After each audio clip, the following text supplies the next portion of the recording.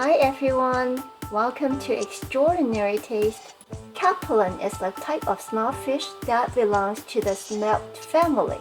It's not just that they're flesh and eggs that are tasty, they are also rich in proteins and omega-3. Capelin containing eggs are typically available frozen unless they are in the spawning season.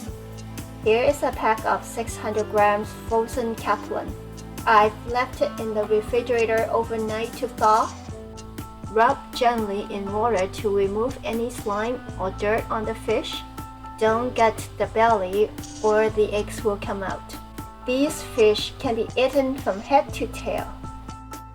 Season it with 1 teaspoon of salt, half a teaspoon of pepper. Lay them flat in a sieve to remove any excess liquid and marinate for 1 to 2 hours. Meanwhile, we can prepare the sweet and sour sauce. Squeeze out the juice of a lemon. I like to use lemon because it has a delightful citrus aroma.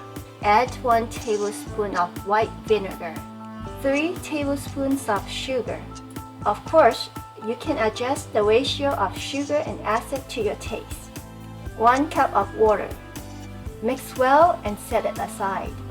Julienne cut 1 to 2 ounces of ginger. Slice a few garlic cloves. We're now going to deep fry the fish, then cook it in the sauce. You can also fry it in an air fryer. You may be surprised by how well it turns out. Stay tuned. Whether you deep fry or air fry, coat the fish with a thin layer of cornstarch. Given the small size of the fish, it's best to avoid a thick batter that could overwhelm its delicate flavor and texture.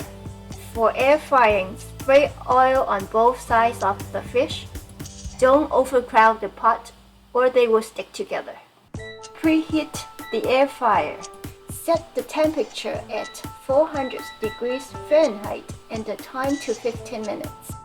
For the first batch only, spray oil at the bottom to prevent sticking. Place the fish evenly on the pan and cook for 15 minutes. There's no need to flip the fish over midway through. The fish is now ready.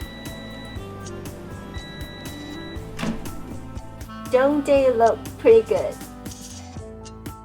Now let's do the deep fry.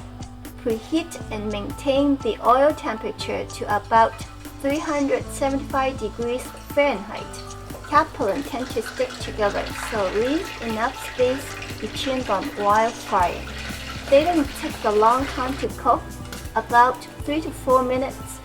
To me, deep frying resulted in a slightly more crispy texture, but the difference was not that much. Air frying is more convenient as you can easily pop it in the air fryer and do something else. If you're an air fryer, give it a try. While they are great for snacking on as they are now, I will add a twist to cook it in a sweet and sour sauce. The tartness of the sauce really adds a different dimension of flavor to the fish and balance out the grease. Saute the ginger to get its flavor out first.